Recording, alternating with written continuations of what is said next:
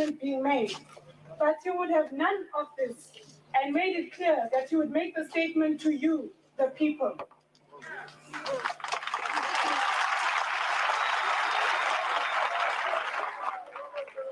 Strangers like Bethel from England and Professor Dash from the United States have in recent weeks been authorized by Pretoria to see my father without restriction. Yet Pretoria cannot allow you, the people, to hear what he has to say directly.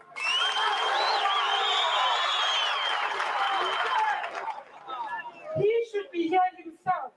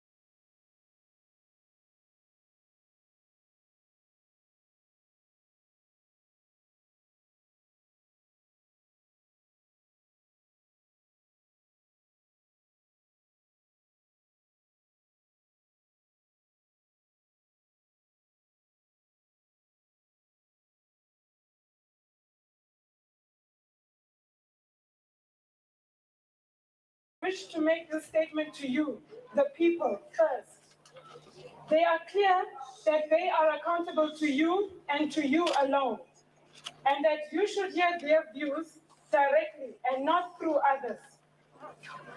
My father speaks not only for himself and for his comrades at Portsmouth Prison, but he also speaks for all those in jail for their opposition to apartheid, for all those who are banished, for all those who are in exile, for all those who suffer under apartheid, for all those who are opponents of apartheid, and for all those who are oppressed and exploited.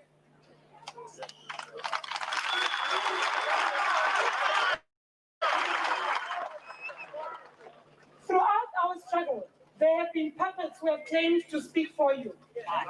They have made this claim. They have made this claim both here and abroad. They are of no consequence. My father and his colleagues will not be like them. My father says, I am a member of the African National Congress.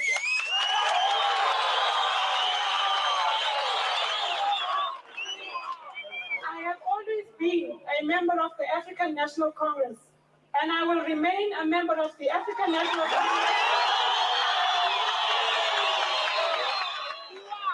until the day I die.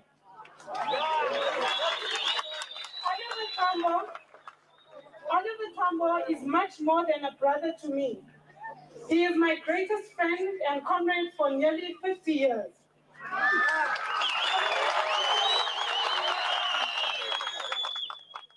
If there is anyone amongst you who cherishes my freedom, Oliver Tambo cherishes it more, and I know that he would give his life to see me free.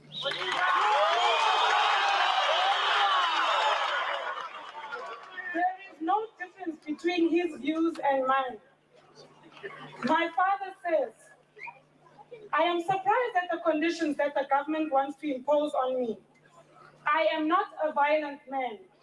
My colleagues and I wrote in 1952 to Milan, asking for a roundtable conference to find a solution to the problems of our country, but that was ignored.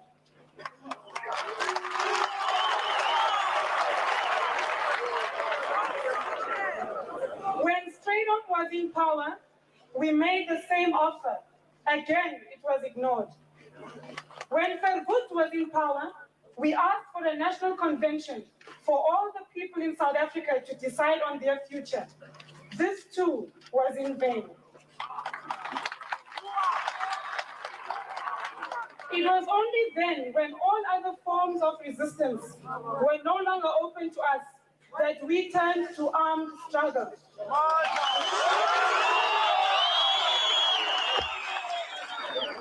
Let Walter show us that he's different to Milan, Stradom, and Verwoerd. Let him renounce violence. Let him say that he will dismantle apartheid. Let him unbend the People's Organization, the African National Congress. Let him free all who have been imprisoned, banished, or exiled for their opposition to apartheid. Let him guarantee free political activity so that the people may decide who will govern them. I cherish my own freedom dearly, but I care even more for your freedom. Too many have died since I went to prison. Too many have suffered for the love of freedom. I owe it to their widows, to their orphans, to their mothers and to their fathers who have grieved and wept for them. Not only have I suffered during these long, lonely, wasted years, I am not less life-loving than you are, but I cannot sell my birthright, nor am I prepared to sell the birthright of the people to be free.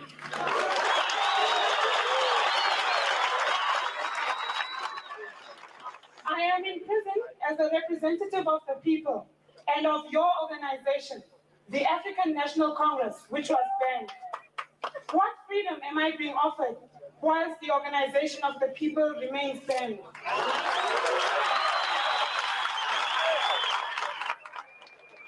What freedom am I being offered when I may be arrested on a past offense?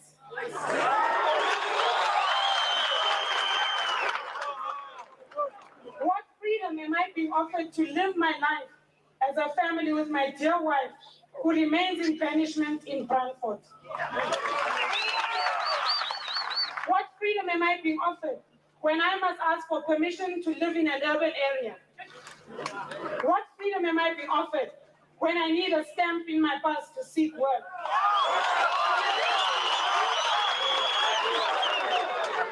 What freedom am I being offered when my very South African citizenship is not respected?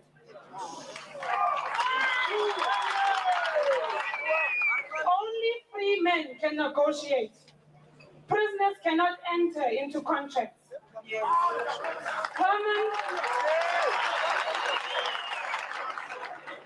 Herman Toivo Yatoivo, when freed, never gave any undertaking, nor was he called upon to do so. My father says, I cannot and will not give any undertaking at a time when I and you, the people, are not free. Your freedom and mine cannot be separated.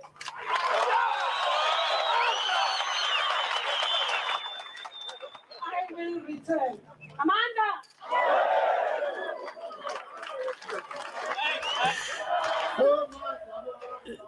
Yeah, good morning, everybody. Yes, that was Zinzi Mandela.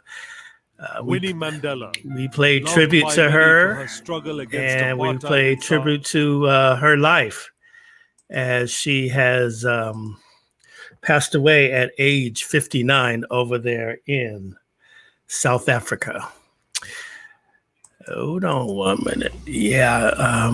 So let me give you context to that right there. Good morning, everybody. Good morning. This is Coffee Conversations with Greg J. We opened up with the full-on speech, Zinzi Mandela. That's 1985. Nelson Mandela is in Pollsmoor prison. Winnie Mandela is in banishment. The country, the people are taking to the streets, all-out war against white supremacy, against apartheid. It's going crazy out there. And the president of South Africa offered Nelson Mandela his freedom, would release him from prison if he would denounce the violence that was happening in the country. And with bated breath, all of Black South Africa was waiting for Nelson Mandela's response. He wrote a letter from prison, and you saw right there, 1985, his daughter reading the letter to the people, refusing freedom while apartheid was still in place. That was a video of Nzinzi Mandela, 1985, refusing freedom from the apartheid government. Nzinzi Mandela, a true child of the struggle, passed away yesterday, age 59. May she rest in peace. California Black media reports that prison officials announced July 10th an estimated 8,000 incarcerated individuals are going to get released by end of August. And the federal government on Tuesday carried out its first execution in almost 2 decades, killing Daniel Lewis Lee. Even over the objections of the victims' relatives, he killed a whole family trying to set up a whites-only nation out there in Oklahoma. Schools in Los Angeles and San Diego are going online only in the fall. We need to vote. That's all the headlines. Beachcityradio.com, beachcityradio.com. Yeah. Whew. Let's get right on to it. You know, I saw a post on social media that asked if the current fervor for social justice was it losing its steam? And I thought it was an interesting juxtapose. You know, on one hand, you know, the mob is fickle. Our attention span is crazy short. On the other hand, we now more than ever are more aware of injustices, of racism. You know, social media is showing us the police abuse. The need for self-determination is important. It's apparent. The need to be free still remains a dominant force in our souls. Our American history has always been a struggle for dignity, for freedom, for equality. And in this generation of Black Lives Matter, the community begins to examine the organizations that are dedicated to our struggle. So this morning, we're turning to the Southern Christian Leadership Conference. This organization was founded by Dr. Martin Luther King Jr. And now we're seeking to understand the present incarnation of this storied organization, its relevance in such a time as this, its moments of advocacy in this time of cultural revolution. So let's get right to it. Joining us on Coffee Conversations with Greg J is the Reverend William D. Smart. He is the president and CEO of the Los Angeles chapter of the Southern Christian Leadership Conference. Good morning, my brother. Good morning, Greg J. I'm excited to be here, excited to start articulating to the masses and you what's going on and what needs to happen and how we continue the movement each and every day, my brother. I I love that so much. I really liked your opening about Nelson Mandela seeing that Saturday is going to be his birthday.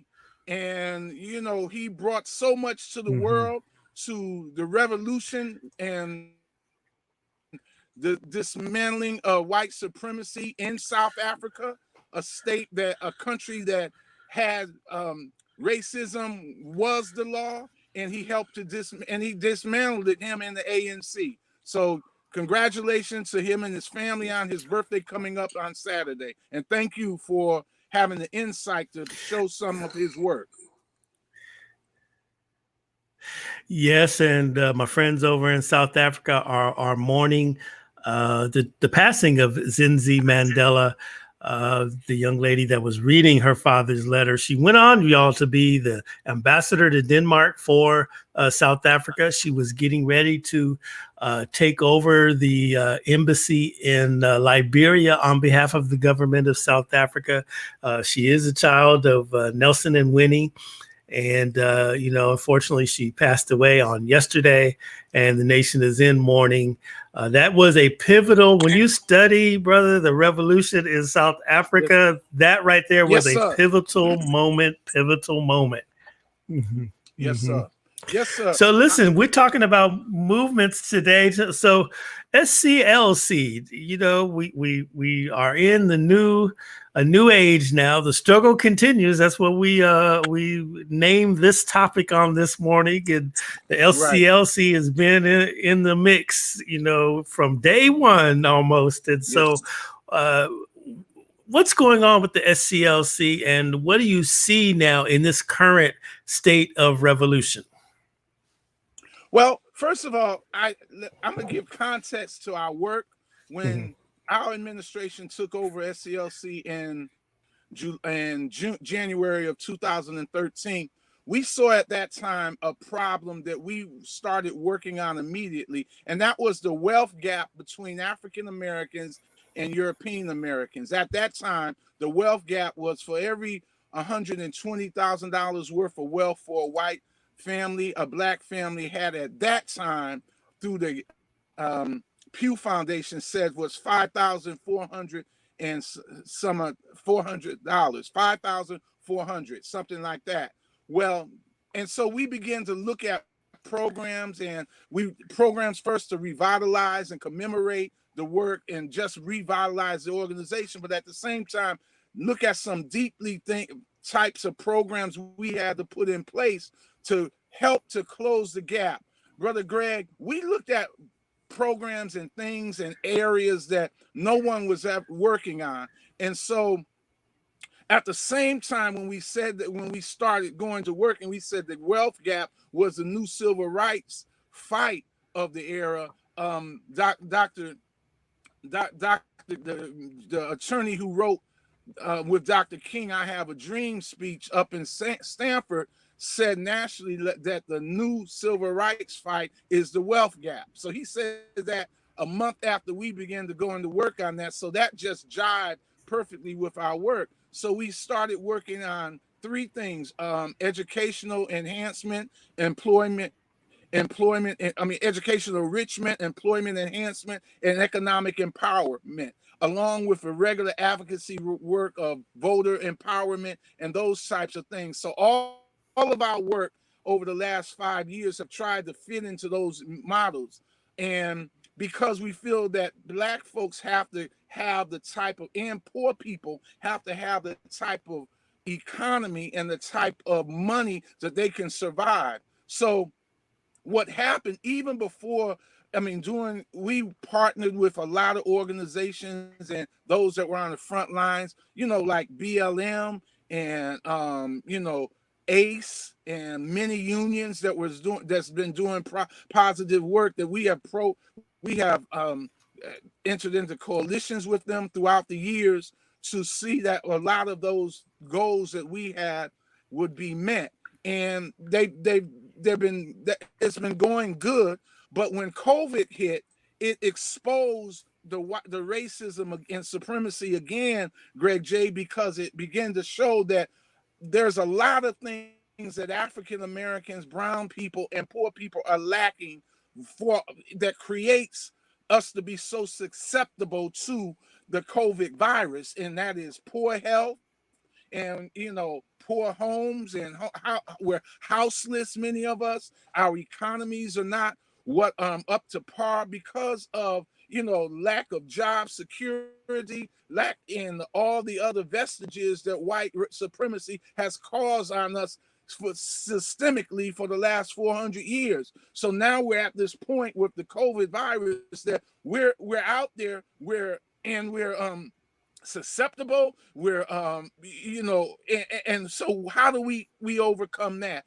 And at the same time, then we have the continuation from Dr. King's day, when he was talking about police brutality and he was talking about police violence. And so the continuation of that we have seen all these years, and the exasperation of that when of the last 7 to 8 years, and then with the inauguration of the guy who's in the White House now, the kind of climate that he has created in the world and in America, so many people feel that they are empowered now to just talk about, to just kill Black folks, to think they are putting us in our place. If you look at the trajectory from us, from the first Black president, and all of a sudden all these white supremacists coming, it's like, well, we're going to fix you for having that president.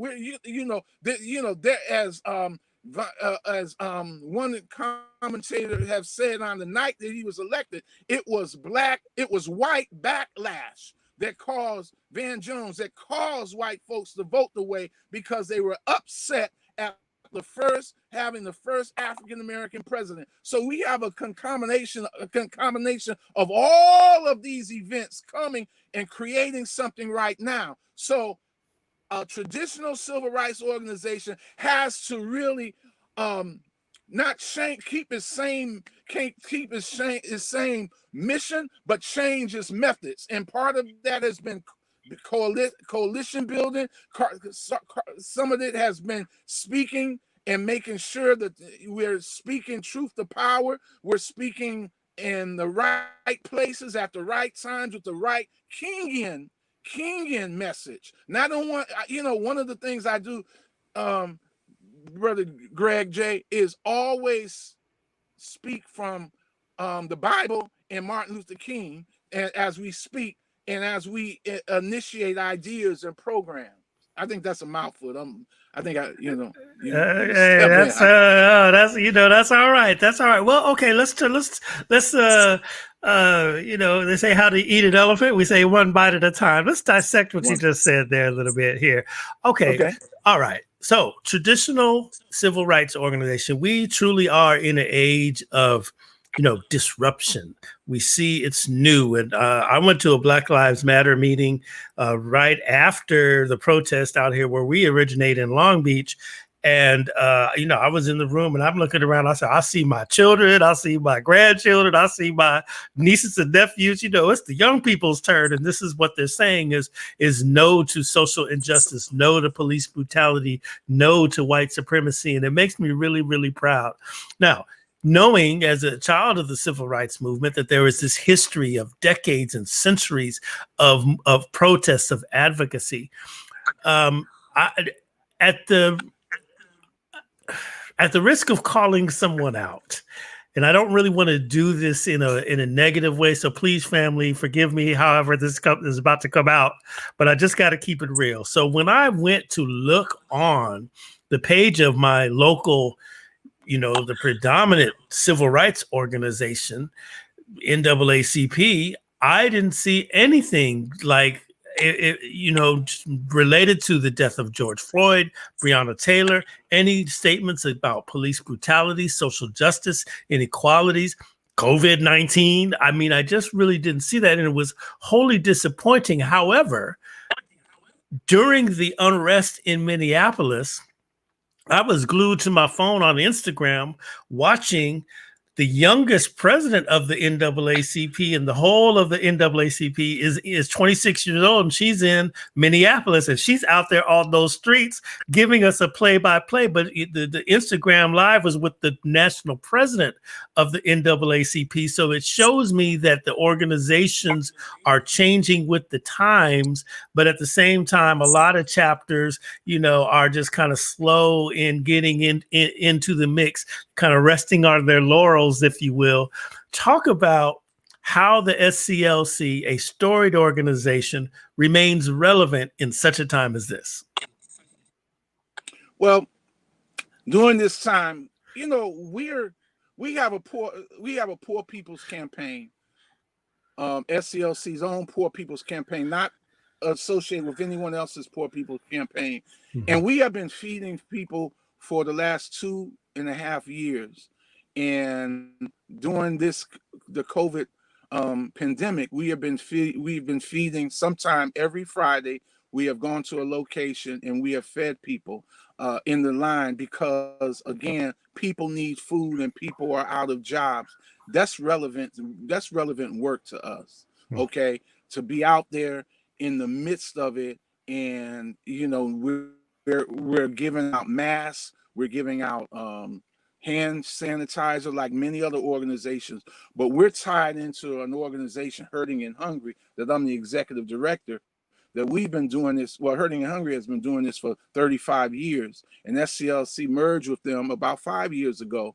And we've started doing that. And so that's, one of the things many organizations, before it became in vogue, like since March, many organizations have called on us and worked with us to feed people. But since this pandemic, there are a lot of feeding programs. So we've kind of backed away, and we're going to have a major, we're giving away a month of food later in August. But, it's important to do that, number one. Number two, we have aligned ourselves with, and we have led marches with the Baptist Ministers Convention and Dr. Tulis here in town, where we have we brought clergy into that mix. Then another group of clergy that I'm one of the founders of, clergy that you had on your show, Clergy for Black Lives Matter. A different perspective that I feel it, and SCLC feels that perspective also, because you have the traditional groups like the Baptist ministers, and you have the non-traditional like Black Lives Matter. And here's the mixture. Here's the why it's not either or, it's a both ands to me. It's because the tactics of Black Lives Matter can go all the way back to Martin Luther King, when he radically went in the face of Bull Connor in Birmingham and brought out young people and put them in front of fire hose, put them in front of dogs, and they were trained and they went through it. They were young people. While there was a different type of relationship he had with SNCC in them, yet a lot of them worked together in those days. And so I have seen that also here, that since the outset of Black Lives Matter, I've been very close to them, a member, and worked with them. And something I need to say about Melina Abdullah later on, that's something she's going through right now that I need everyone's support on. But I'm just saying, those are the tactics. That's what makes an organization real. Now, we do some of the things that I have always done since I've been president, Greg J, is there are certain times and certain days that African Americans went through something, and we have to recognize those days. So we do have we do some commemorations with a call to action. This is what happened, like we're doing, like the March on Washington. We did our own 50th anniversary here during that time back in 2013. And we all the people who were going to Washington ended up staying here because of the vastness of it. But we still tried to say, okay, that went on now. What are we going to do now about jobs? What are we going to do about those situations? And so August 28th, we are going to have another, because it's a call to go to Washington that I think now is dissipating some because of the pandemic. But we're going to be doing something on the 28th. We want to invite all organizations to join in a coalition with us. So that's the second types of things, feeding people, commemorations, and then the traditional things. We're partnering with other organizations and ourselves over the years. We have been doing voter outreach, voter empowerment, where we have been able to organize churches.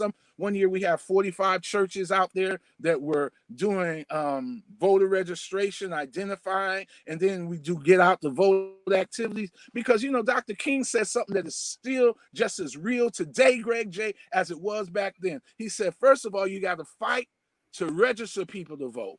People have to register, then people have to vote, then people have to come up with a policy and call their elected officials accountable to pass the legislation, the ordinances, and the laws that help to perpetuate the positivity and the needs of African American people. And so that's part of our whole program, that we have gotten involved with various alliances on some important ordinances and and now we have some coming before the state in November that we're fighting already.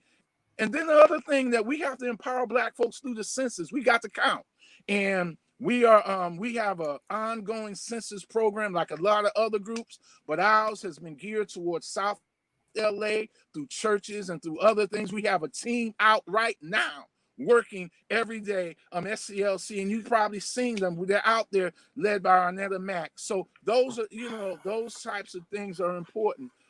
We have, our women that's led by my wife, Pastor Tambakile Smart, women of SCLC. They're working on issues that are affecting women in collaboration with other groups. And then we had our protest. They led a protest the other day for our sister that died in Louisiana. It's important that that's out there, so that we're leading marches too, we're protesting too, we're alive, and we have to stay relevant, by not the issues we take. We have to stay irrelevant by our mission, making sure our mission is a mission that fits into where the world needs us to go. Now, I said a lot again. But no, it's all good, because you know what is really interesting, and it's essentially important that you guys are as active as you are, because it's going to take the totality of the people to overturn this stuff. And you know, yes. I'm sitting here, I'm listening. I'm so glad, because when you think of SCLC, you know, you think of it's easy to think of the 60s and all of that, but you are in the now, out there on these here streets, making it happen. And I really thank you. So if nobody has said it to you, man, keep up the good work. And I really, really appreciate the work that you're doing on behalf of the people through the SCLC. Now, how do you reach the youth though? Like, you have a storied organization, and you mentioned there the kind of friction between SNCC, which is the Student Nonviolent Coordinating Committee, and Dr. King's movement back in the day. You know, we were watching Selma the other day, and that was really illustrated in context of that film. But now here we are in 2020. You know, the youth are, you know, our young people are, you know, they're different now. So how do you intersect with them, and how do you, you know, preserve their recognition of the history, but also advocate in the now? Well, first of all, another thing I want to advocate is for, we have an organization called Young Dreamers for Justice, MLK Young Dreamers for Justice. Is a group between the ages of 13 and 17.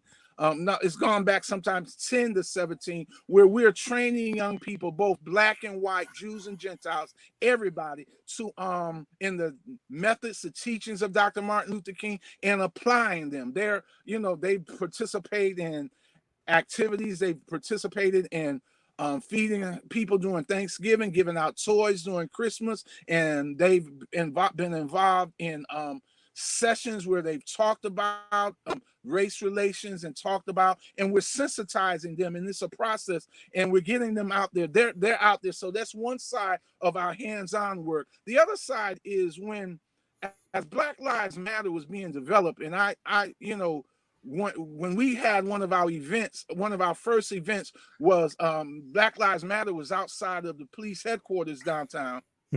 And had one of our events down there with them that day, that evening, and we brought SCLC to Black Lives Matter. And the reason we did that is because I didn't want from the outset for Black Lives Matter to be an organization to have that with SCLC, that friction that you had with SNCC and King in those days, and being one of the last people on earth to have interviewed Ella Baker in 1982 at her Lenox Avenue apartment in Harlem, New York, and she emphasized that. And that they wanted, at one time, Dr. King wanted SNCC to be an arm of SCLC, and she fought for it to be independent like so many others. And so one of the things I said to Melina Abdullah and other leaders during that time, that we want to be supportive of what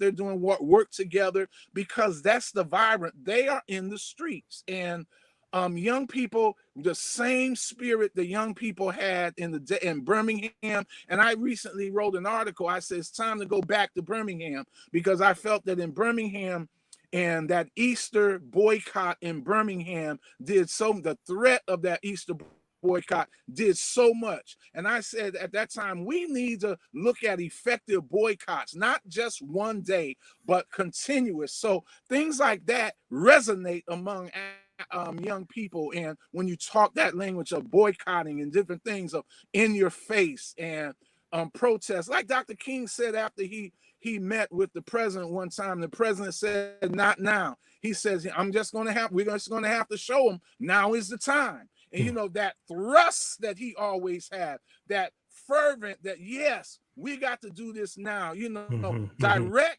nonviolent, direct action is the process, is the way. And that's something he did. And I still believe in that. I still believe in nonviolent, direct action in America.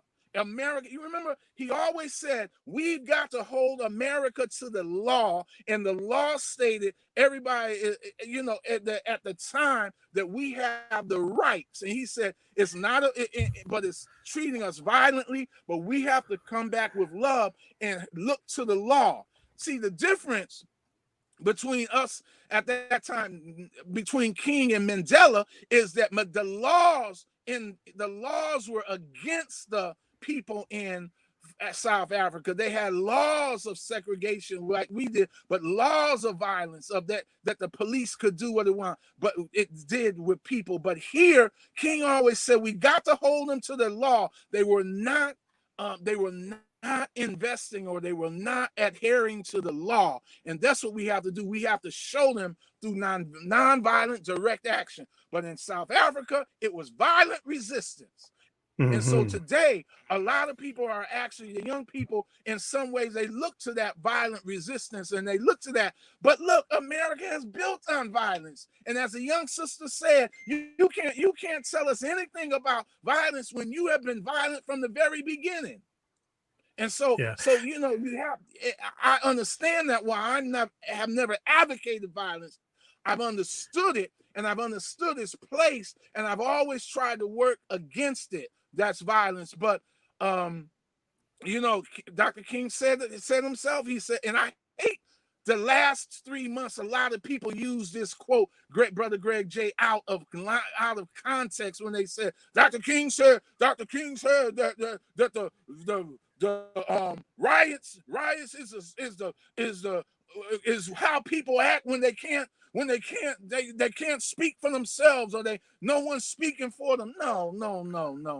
That's not how he's talking about people resort to riots because they are not being heard and they want to get attention. And I'm sorry, it works some of the time, most of the time. Mm-hmm. So, you know what, there's a whole generation of folks who are now saying, I mean, across the world, really, who are now saying, you know what, the days of nonviolence are over, though. I mean, you know, they say that ain't worked. Okay. So, you know, what gives you so much hope there, Pastor? I love that you have hope. And what's the source of your hope? Nonviolence, yes, nonviolence always works, but it's how you apply it. You know, like I said, if it was now, and you have to reinterpret it, because, you know, when you really look at it, it was a violent act putting kids in the streets against dogs. It was a violent act putting them up against water hose. But it's how they respond to that. That in the midst of it, it's you know, I say part of let's channel that violence to, let's boycott. Let's shut America down. Let's just shut America down. I'm not talking about for a day. I'm just talking about shut America down, you know, and until and give a list of demands. And that's important, because right now we are, you know, we are at a pivotal point in the world, and we really have to, in this, I call it the reckoning time. From 402 to 3 years, 400 years away, African Americans have been treated in this country from our outset. It's reckoning time. It's time with our young people and older people and everybody in the street. I was at the celebration, the 7th anniversary of Black Lives Matter last night, my wife and I, and there was an old sister there and two elderly people there that are really instrumental in the movement here in Los Angeles. And you know what you see is you see that the tactics, it's important that we apply the types of tactics that shut America, you know, that give respect. It's a different day. It's reckoning. 400 years has to come to an end. We need to put some demands on the table of America right now. Right now, this movement is not a moment, it's a movement. And it's time that it's going to be stronger. It's going to keep getting stronger. And other organizations are doing traditional and non-traditional things. You know, it's just not one organization various organizations. That's why I'm sorry, Greg J. That's why I didn't answer your question about the NAACP. The NAACP has found its niche. It has always been the law. In some cities, I was a president of NAACP. Ironically, I was a president of the NAACP in a town called Jackson, Tennessee, during the time that Mandela was released from prison. And Jackson is nestled 82 miles east of Memphis, Tennessee. So Jackson has an ABC affiliate and Memphis has an ABC affiliate, but you can see at the both times. During Nelson Mandela's release, only the Memphis affiliate showed it. It was not on the local channel in Jackson. I blew up. The owner calls me. That Sunday, it was a Sunday, so that Monday, it got in the press. What I said, I called the press, and they put it in there. That Tuesday, the owner calls me, and he had nothing to say. He got caught with his pants down. But I'm just simply saying, I was a voice. NAACP is always, in some areas, is always a voice. It acts. It protests too. It just depends where it is. And I'm glad I know several young people during that day who are older now who still have that same fire, and within the NAACP, within SCLC, within CORE here, all these organizations, National Action Network, every organization has a place. It's just important that we coalesce together. We work together. We don't debase each other, but we lift each other up like I'm doing now. I will never debase. I will never try to debilitate another African-American civil rights or liberation organization. I'm a part of the Black Community Clergy Labor Alliance, and that's one thing. One of our leaders, Dr. Milana Karenga, that's what he always advocates, that the unity of our organizations. And so when we have problems, some of us, I've just recently had a problem with one of the direction on an issue that one of our organizations took. They had a problem with ours. We did our thing. We came back together, and we love and respect each other. That's how we have to do, because we have a common enemy. We definitely have to do that. And you know what? Now, Brother Greg J., I don't usually talk this much. No, that's all right. It's coffee conversations, baby. That's what's up.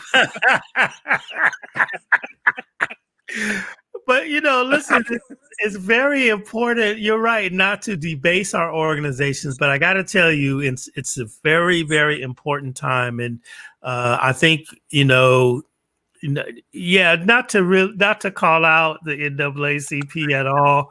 I'm just telling you what happened in this particular area, and with love, want to share and hope that that organization can help us. We need you to stand up. We need you to be a part of what's going on in in these communities out here. Be an active part, because that is your legacy. And, hey, if you get mad at me, oh, well, the thing of it is, I look to y'all first to try to get some inspiration, and it wasn't there. And so there it is. And so I'm not asking you, Pastor Smart, to diss these folks. I'm just saying, I'm not dissing them either. I'm just saying, can you help the people? Yeah, I believe is it the same president? I don't want to say her name, but it's no. You know what? Let's not even do that. Let's just say that we're calling on every organization to come to the fire in the middle of the village, and let's do this thing. Yes, good. That's all you need to say. She got the message, and I know her. She'll come around. All right, that's what's up. Okay, now let me just ask you this question. Okay, you wanted to talk about something. Melina Abdullah, the head of the Los Angeles chapter of the Black. Oh, before I go to that, let's say something that you said about the law. This is very interesting, because when we had Dr. Anthony Samad on last week, and we were just doing an analysis of Black Power, movement or mantra, and Dr. Samad, intellectual. It's an analysis of what we're seeing right before our very eyes. And he was saying, in order for all of these movements to be successful, you've got to get at the law. And you kind of reflected that when you said, Dr. King, is we got to hold them to the law. They're not adhering to the law, and we've got to hold them to that. That's what you said a little earlier. And that's really, really important. We've got to get at the law. And thank you so much for that. Now talk about your relationship with Black Lives Matter. And you said you were at their 7th year celebration, and you were going to say something about Dr. Melina Abdullah. Well, right now, for the last 10, she's a professor at and used to be the chair of the Black Studies program at Cal State Los Angeles. And one of the things she has been working on for the last 7 to 10 years there is a school of ethnic studies, where you'll bring together all the departments and it would be its own school. And that offers it opportunity. It enhances the work and budget and all of that. And she applied for the position, and she has been denied the position. And yesterday we were there. We were part of organizations that were the faculty, Clergy for Black Lives, and other organizations that were really fighting for her to get that position.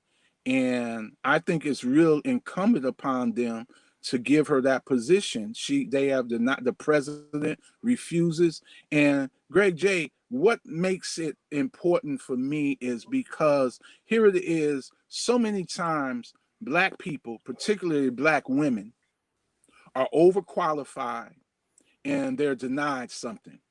There's a long history in America where Black folks, particularly our women, have been overqualified, the best in the room, and they have been denied the opportunities. And we see this now. Everybody there, people from Chicano studies, from Latinx studies, everybody there is talking about how she is overqualified for that position. The position is hers. She should have it. But the administration that she has had some run-ins with refuse that. And let's face it, this is a very powerful woman, very intelligent sister. Her heart is for the people, not just Black people, but all people, but particularly Black people. One of the questions, one of the administrators said she wouldn't get it because she's too, she's all about Black people. No, she's up. And so these other voices came to refute that. But the important part of that is that you're denying somebody something there's not a candidate anywhere in the country that is more qualified to be the dean, the inaugural dean of the School of Ethnic Studies at Cal State Los Angeles than Dr. Melina Abdullah. But it's being denied. And so that's our fight right now. It's the same type of fight that we have fought all through our 400 years here. In education, all of these superior educational African Americans, a lot of time, I fought a university when I was in divinity school. I was on a committee where they were trying to hire a African American professor, and they would always go out and they would have to they would want a superstar. They believe they would bring in ordinary, marginalized white boys and white girls for these professors' positions, but they had to have a superior. I remember, they got Louis Gates one time. They had a marquee of dynamic African American professors, but that's all they would look for. And we would say, no, there are brothers and sisters who are just as equal as the white folks here. Why you don't get a white superstar in all these? Why do you have to get because they do that so they can deny us.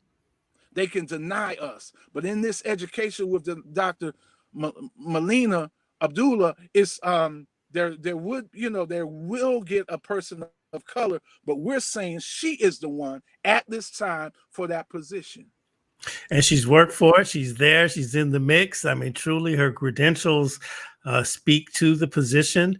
You even said she might be overqualified, but if they're creating ethnic studies, I want to study the issue a little bit more, but I'm just going to say on the surface right now, if they're starting an ethnic studies school, why are they giving her so much resistance? I mean, that's they always want to try to control some stuff.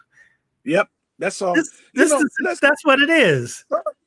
Yes, sir. You have a movement right now. She's one of the. I mean, let's face it, man. In reality, there's a lot of jealousy toward the sister because she's one of the movements. She's in the movement that's the largest in the history of America now, the largest movement. And and you look around, and she's always there. She's always speaking. She's always in print. And people don't like that. People get jealous. See, it's time for us as a people to applaud ourselves. And by applauding ourselves, we're applauding each other. Or I could flip that and say, let's applaud each other. And while I applaud you for the great work you're doing, Greg J., I'm applauding a part of me. Okay. I mean, I just get it like that. If I'm excited about what you're doing, and so I'm excited about what I'm doing because we are part of each other. Yes, sir. And that's something that has to be inculcated into us. It's interesting the analogy that always uses that. I mean, we're all part of the body, right? If you stub your little baby toe, that little tiny appendage on your foot, if you stub that bad boy, your whole body is going to react.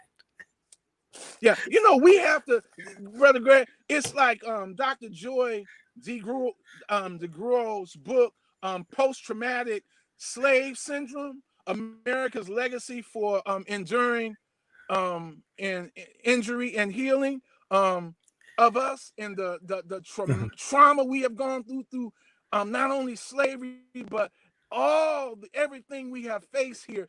Sometimes we see vestiges of that. Yes, sir. And I hate to say this, and many people are going to get on me, but when we see the vestiges of that in each other, in us, that we can't applaud each other, lift each other up because of that post-traumatic slave syndrome. I mean, it's hurtful. It's hurtful, but it's been created there by white supremacy so that we can treat each other that way. But we have to overcome it. We have to live above it. We have to be empowered in such a way in ourselves. We have to love each other in such a way that we can say, hey, her success is my success. Yes. We got to love one another. And, this is a perfect pivot to something I wanted to say towards the end of the show, but I'm going to say it now since we're talking about Black Lives Matter. We're talking about, celebrating each other. So Black Lives Matter's got a little situation on their hands. There's a brother out there. I don't have it up where I can say his name because I sure enough want to say his name. He created the Black Lives Matter Foundation. And so now in all of this, since we've been out here chanting Black Lives Matter and people are giving money and all that, they've just been going out there blindly giving to this brother who owns the name Black Lives Matter Foundation, but he doesn't have anything to do with Black Lives Matter. And so now I know the young lady, Patrice Cullors, is out there on media right now talking about this. But, as I watched this story yesterday, and maybe I'll try to call it up as we go out and play it for the village here. I mean, this is the thing. This man, I don't know how he's collecting all of this money, even if he wants to keep the name of Black Lives Matter Foundation.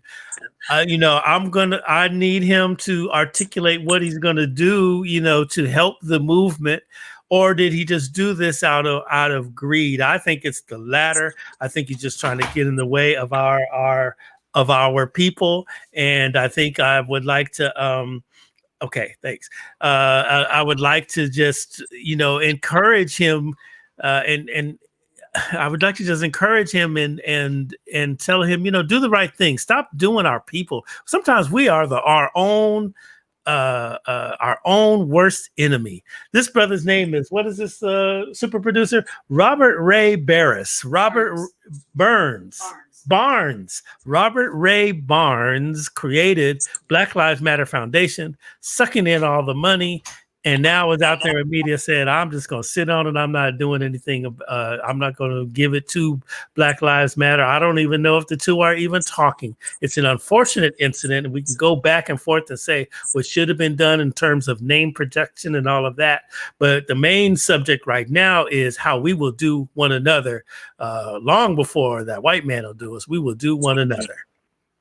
Well, you know, again, I think that's a vestiges of post-traumatic slave syndrome.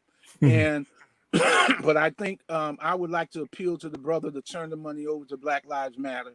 I think he has falsely acquired it, and people and their goods here, you know, wanting to do something, probably have saw the name and immediately started to give to it. But whether he was smart enough or not, I think he needs to turn the money over. The movement needs the money.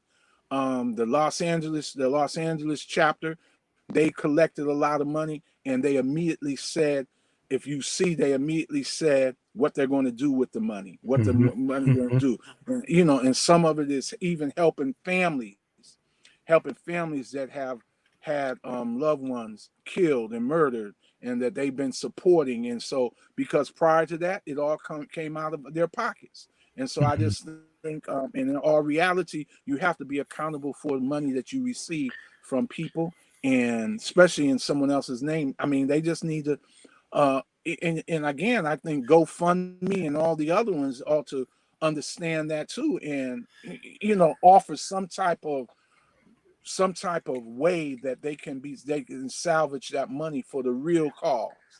They're out there every day, and this Barnes has never, I understand he had never participated. Well, I don't know. I'm not going to say in general. That was just hearsay there. I didn't read that.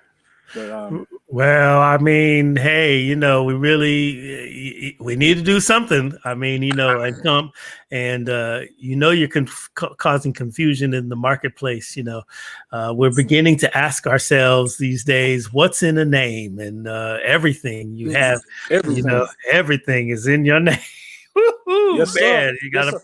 Now, you know, I know we have an hour, right? Yeah, no, go ahead. We're good. Look, this is independent media. We can do what we want to do. Okay. So I just want to, Greg J, I just really want to pose this issue that, and this is the first time I've been thinking about this for 3 months, that how do we really deal with this moment?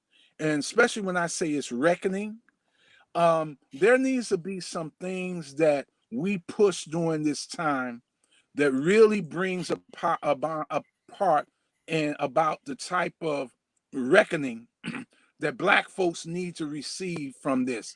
Because when you reckon, you make something right, you correct something. And there's years of correction that needs to take place right now. And so, for instance, how many times during slavery times and Jim Crow racism, the way we were treated and families separated, and our inability to really survive, and not really getting 40 acres in a mule, and the reparations never really came, you know. So now's the time when we need to put forth some ideas and some ways and some demands on America. And one of the demands is, you know, we're, you know, even when we were up from slavery, and Booker T. Washington and them and talked about how we need to educate our brothers and sisters.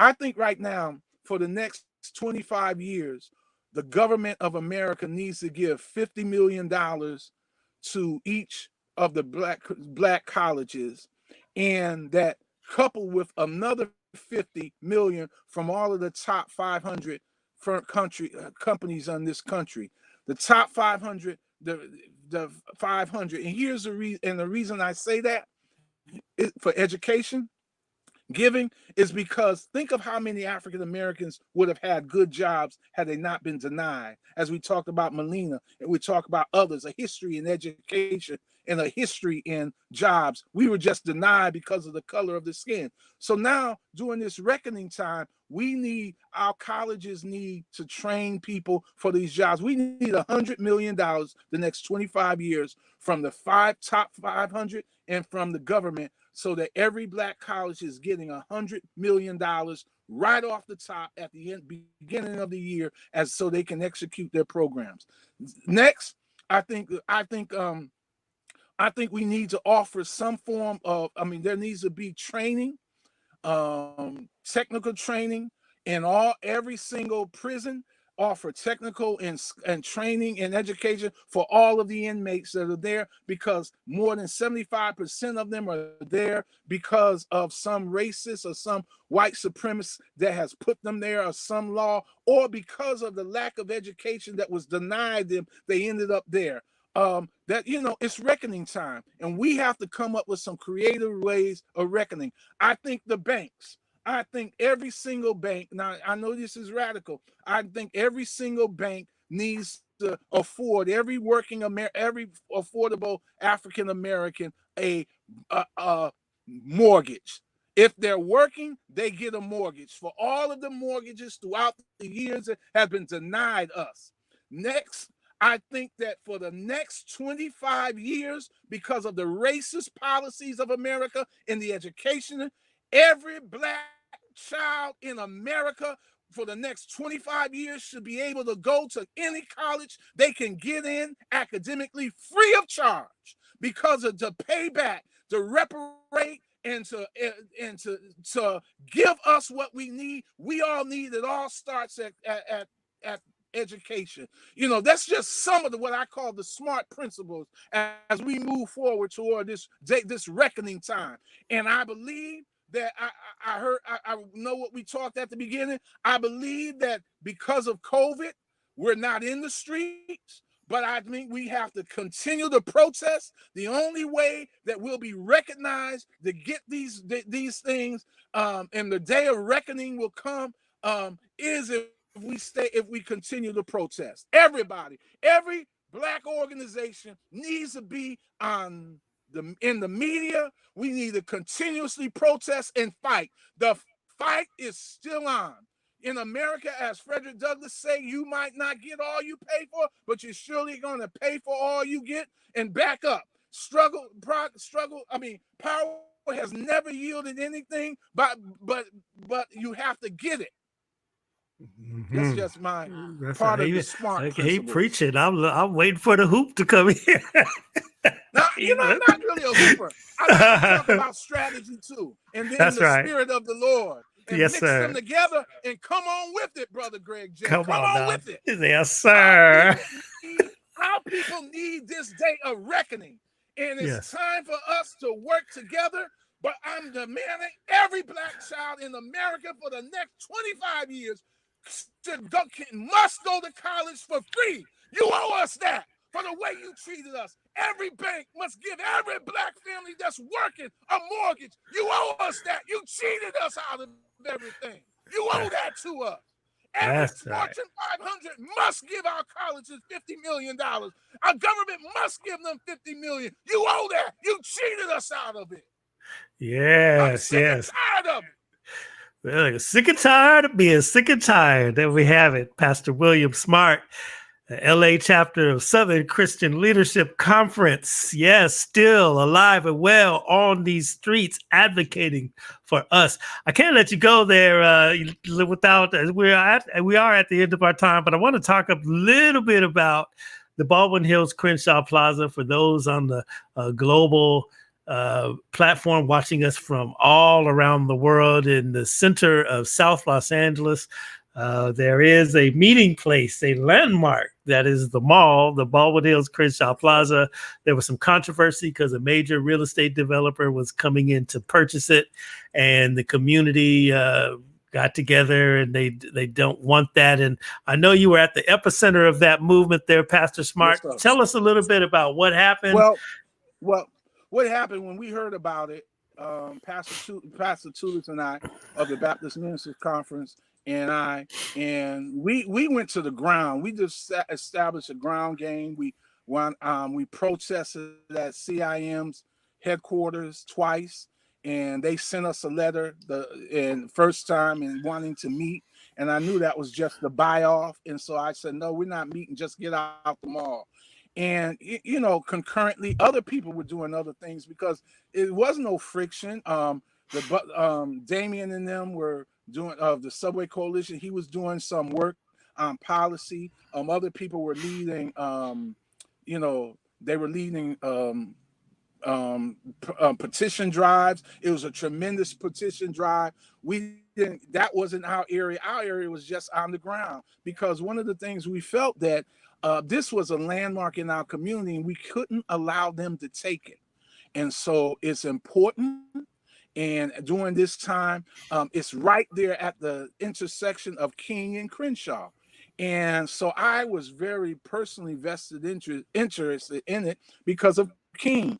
I have a dream that one day, going all the way down east on King, is going to be developed with housing and businesses, and that are really helps vitalize the community and allow people to stay there, live there, and not be gentrified. But so we all fought about that. We had several entities working there, and they backed off. And so now I understand they're taking bids, and I'm hoping that one of the groups, I'm familiar with some of the groups that are bidding. I'm just hoping one of those groups that will get it. It will be, African American controlled and owned, and that they will have housing. They will have high scale businesses, housing that everyone can live in, in the neighborhood, and not just exclusive housing, but.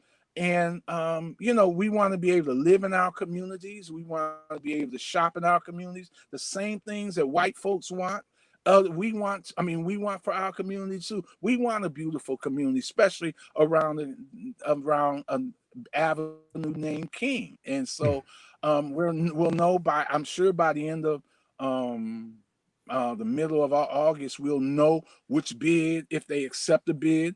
I'm just concerned. I've heard rumors that CIM is waiting in the cut, thinks that we can't get it, that black folks won't be able to get it together, and they'll swoop in and be the savior. But nah, that won't happen. And, that's just one of those areas that we have been advocating on. And you have to advocate for black capital. You have to advocate for black wealth, but you have to advocate for the masses of people. You have to advocate for the have-nots, that they could be haves. And that's another thing that this COVID virus has shown me, Brother Greg J., is that there needs to be a reshuffling of wealth in the world. When you have African brothers and sisters standing in line that long for water, when you have people in India crowded in houses and living the way they have to live, we have to redistribute wealth in this country, in this world. And so, and restructuring, I believe, I've changed. I'm 61 years old, and I'm advocating some things now, Greg J., I never advocated before in my life. But I believe in some type of programs and economic systems where everybody can benefit, the whole world can benefit, and not just the top 1%. And so I want to, let's take them down. Let's create an economic system where it's more equitable, and people are in places and people are not struggling. That's the work of Jesus in me. And that's why, that's the work of feeding hungry people, of clothing the naked, visiting people in jail, liberating brothers and sisters that are captivated in some capacity. If it's drugs, if it's the jail system, whatever, we helping to set them free. And I believe in now restructuring the world so that we can so there's less people going through dying of hunger, dying of poor health care, restructuring the world health. We've seen that from COVID virus. And so that's where we are. Yes, amen. That's what's because you had me mad. You didn't, but I got mad when I thought about this system, and so I'm glad you asked brother. This so I can come back and I can end happy. Come on now, that's why. So, and Brother Greg, one of the other things I have to say that SCLC has done, for the last 14 straight weeks, we have a 1 o'clock prayer. That is, we just pray for the COVID virus, and now we pray for the end of white supremacy, everything. But we've been doing that for 14 straight weeks. Wow, incredible, incredible. You know, you're reminding me of one of my favorite quotes from the Black Power civil rights movement, and that is Kathleen Cleaver of the Black Panthers, when she says, everybody don't have freedom, everybody don't have justice, so that means none of us do. We got to take this country and change it, turn it upside down, put the last first and the first last, not only for Black people, but for all people. And that's how we're living right here. All right. How can we get a hold of you, Pastor Smart? 213-268-3082 is our office, 3082. And our email, if you want to join SCLC or become a part of our work, please do. You can go on our, well, just email me at pastorsmart at sclc-sc.org. Pastor Smart at sclc-sc.org. All right. That'll be in our thread right there, and also on beachcityradio.com and on our page, Coffee Conversations with Greg J. Hey, do us a favor, join that page on Facebook so that you can you know, everybody join that Coffee Conversations. Just like it. We would love that. Go on beachcityradio.com, join our mailing list. We're beginning to expand, and we're starting a newsletter and a few other things that we will just announce over the next coming weeks. We thank you so much, Pastor Smart, for coming in on here. Thank you for having me. Man, this was great. Yes, sir. Yes, sir. Now, you know, we were talking, Pastor Smart, earlier. We said, hey, what's in a name, right? And so tomorrow is a special edition of Coffee Conversations with Greg J. You guys have probably heard this story about the country group Lady Antebellum. Lady Antebellum, Grammy Award winning, one of the top country groups out there, superstars in that genre of music. Decided, you know, after seeing the murder of George Floyd and all that, had an epiphany that their name was reflective of the old slavery South, and decided to change their name to Lady A. Lady A, that's going to be our name right now.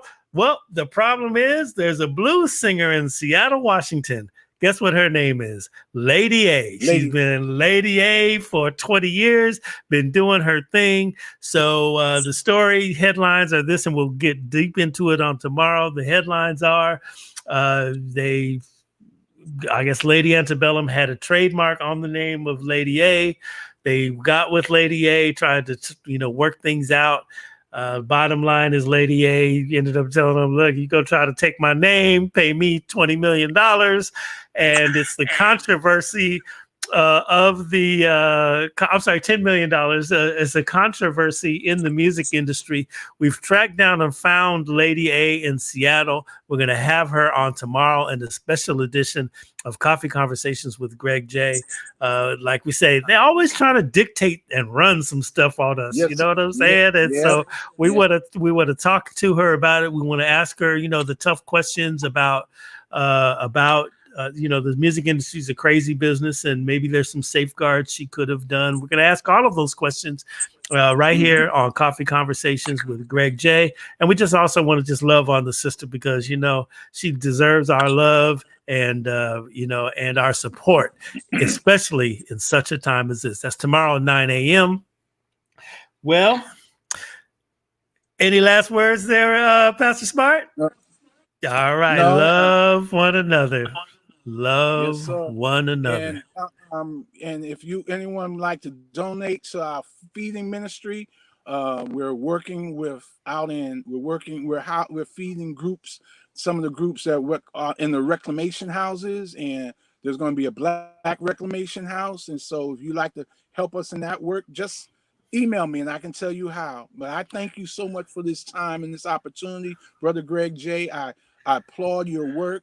I applaud your ministry, your mission here, and may God continue to bless you in a mighty, powerful way. Thank you, sir. I appreciate that. And, to you, brother, I pray for you also, and keep on fighting the good fight. To say the struggle continues, but always But to God be the glory. Yeah, victory is certain. Yes, sir. Yes, sir. All right, everybody. Love one another. Peace and blessings.